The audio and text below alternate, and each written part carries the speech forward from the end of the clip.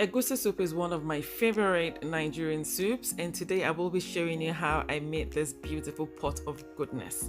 This recipe is all that and so much more. I know I keep saying this for all of my recipes, but this one you don't want to miss out on at all.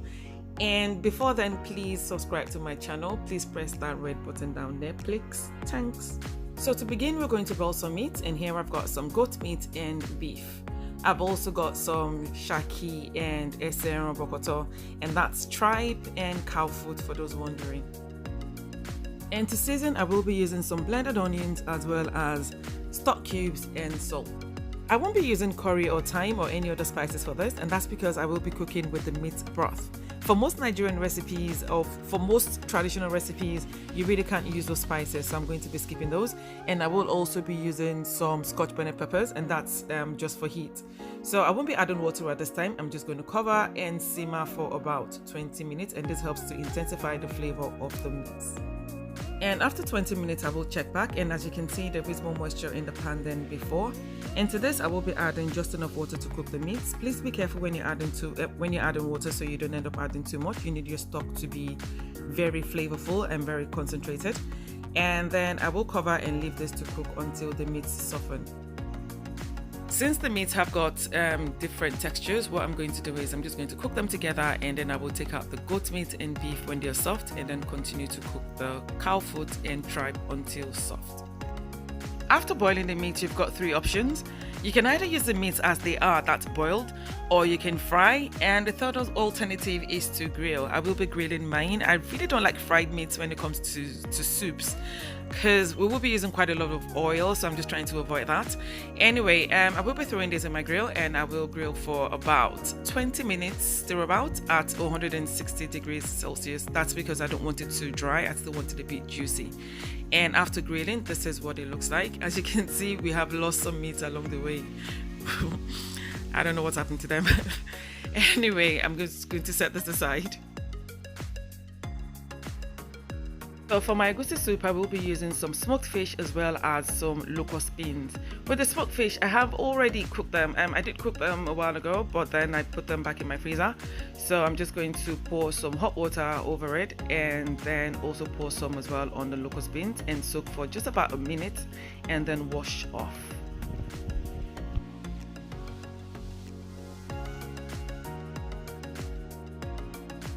Now onto my pepper mix, and for this I will be using some onions, scotch bonnet peppers, bell peppers, chili, that's the smaller shombo, and also some paprika peppers, that's the long bell peppers.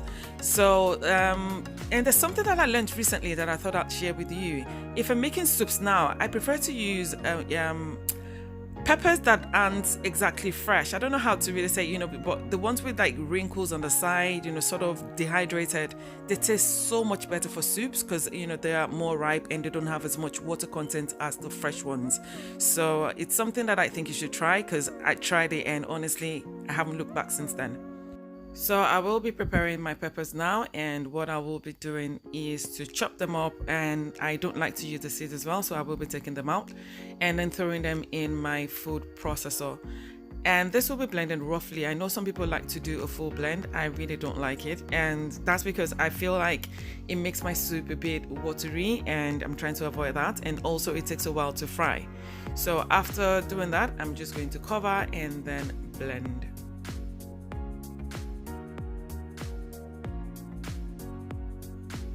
And after blending, this is the ideal texture, well, for me anyway. So I'm just going to set this aside. Now it's time to prepare my egusi, and I'm just going to throw that in my blender, cover and blend until very fine.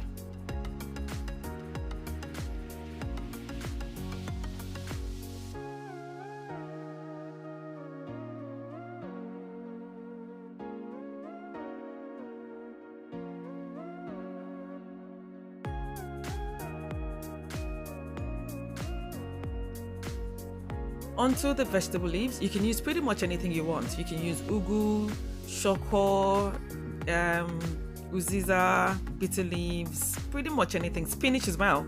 But I will be using ugu, and can you believe I got this ugu about 4 days ago and it's still fresh? Well, let me tell you something I learned. So I took a rack and I placed it over a tray and then put the leaves on top. So every day I will just sprinkle with water like twice a day, and this has helped it to retain its color and it's still fresh. So it's something that I learned at the market, and I thought that I would share this with you as well. Anyway, so I will proceed to begin to pluck this. I will just be using the scissors because it's just much better that way. Ugu can be really tough, and I'm just going to pluck this off camera.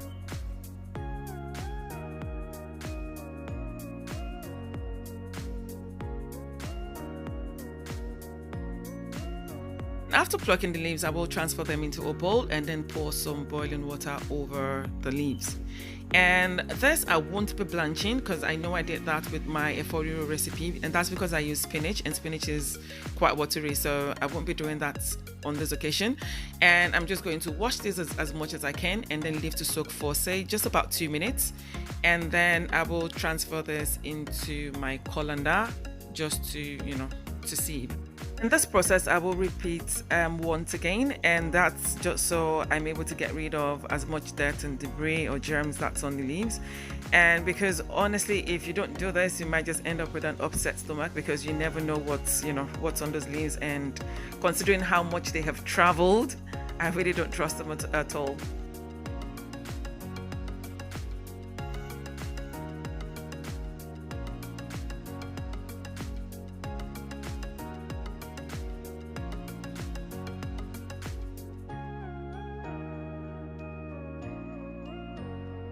And after washing thoroughly, I will transfer them onto my chopping board and begin to slice.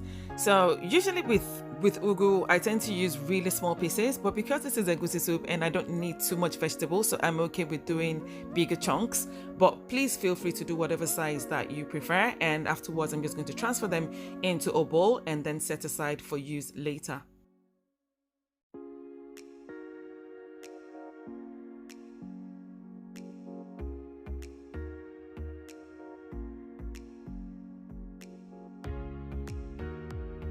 And now we're back to the egusi. I'm just going to transfer it into a bowl and add some crayfish powder. I'm also going to add just a little bit of warm water and then mix until I get a very thick paste. Now you can also add some blended onions as well, because this makes it more flavorful, but I just don't feel like on this occasion. I know some people also add eggs or something because it's supposed to make it lumpy. I've never tried that before because I've been asked about it a couple of times. I don't use eggs at all, and I'm not making lumpy egusi anyway.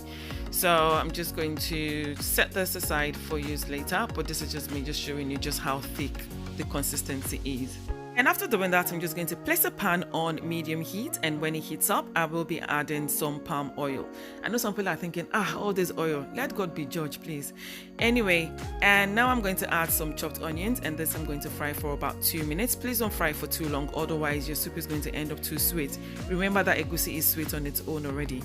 And then after that, I will be adding some locust beans, and I will fry this again for just about 2 minutes as well, just to release the fragrance, just to release the aroma of the locust beans. I'm not going to re-record this part at all, just manage it. And then I will go in with some crayfish powder. Please do not fry your crayfish for more than 30 seconds, otherwise it's going to taste bitter and it will ruin the taste of your soup. I know I sound like a broken record now because I keep saying this in all of my soup videos, and that's because they all have the same base in the same prep. Anyway, I'm going to add my pepper mix now, and also add some stock cubes and salt. And this I will mix thoroughly.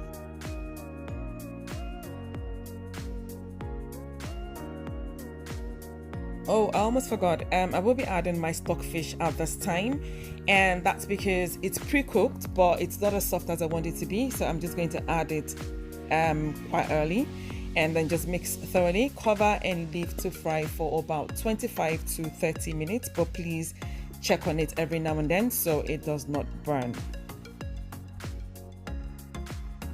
And after 30 minutes, this is what my stew looks like. As you can see, the oil has settled onto the top, and that's to let you know that it is quite dry at the moment.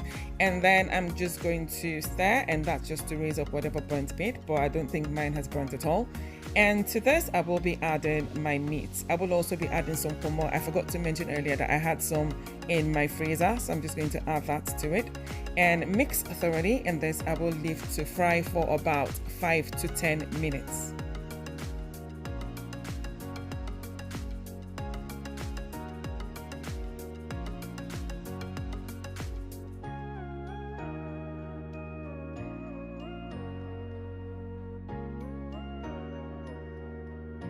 And after about 6 to 7 minutes, I will begin to add my smoked fish. And this I will mix thoroughly and then leave to simmer for say about 2 to 3 minutes, or just until the smoked fish absorbs the flavor of the stew.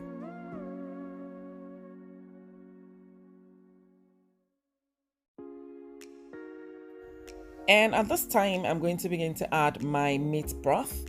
The amount you add is going to depend on whether you like your stew fluid or you like it thick. I prefer mine thick, so I'm just going to add just a little bit. And you can also use water, but bear in mind that if you add water at this time, you're going to dilute the flavors that you have built up along the way. So you're going to need to reseason. And I'm just going to mix thoroughly and then cover and leave to cook for about 2 minutes. And after 2 minutes, just see how gorgeous this stew looks. It already looks like proper fried stew. I mean, at this point, I just wanted to just boil rice and just eat with it. There is nothing as beautiful as just patiently frying your stew for a efo or egusi soup. Honestly, the reward that comes out of that patience, it can't be matched with anything at all. Anyways, I'm going to start adding my egusi balls. I know I did say that I'm not making lumpy egusi, but this is the way to retain, that beautiful egusi texture even without the lumps. Because if it's too fluid, you wouldn't like. I don't know. It just looks a bit off if it hasn't got a texture to it. So this I'm just going to cover, and then I will leave this to cook for about 10 to 15 minutes on low to medium heat. And you really want to make sure that your egusi is well cooked, otherwise you might end up with an upset stomach. It does take a while for egusi to fully cook, so be wary of that.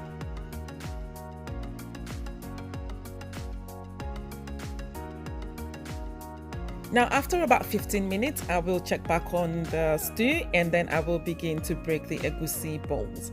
Now it's up to you. If you want your egusi lumpy, what you can do is you can sort of break into halves. So one half is fully mixed and the other half is left lumpy. But I don't want my lumpy at all. I just want that texture to it. So at this point, I will begin to add my ugu leaves.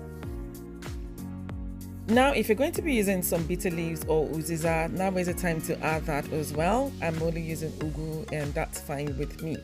And I will add it gradually as well, so I don't end up with too much leaves in it. And now I will add a bit of meat stock as well. If you haven't got that, you can use water, and that's just to make it a bit more fluid. And then go in with some crayfish. Now, the reason for adding crayfish at the end is just so I don't end up using too much salt or seasoning cubes. Crayfish works so beautifully well for soups. And then I will leave to simmer for 2 minutes, and this is what it looks like. Absolutely beautiful. This is my ideal egusi, and that's because I can use it for rice, I can use it for swallow, whatever, it just goes beautifully well.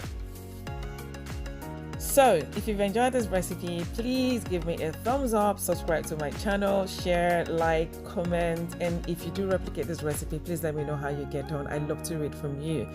And I hope to see you in my next video. Until then, bye.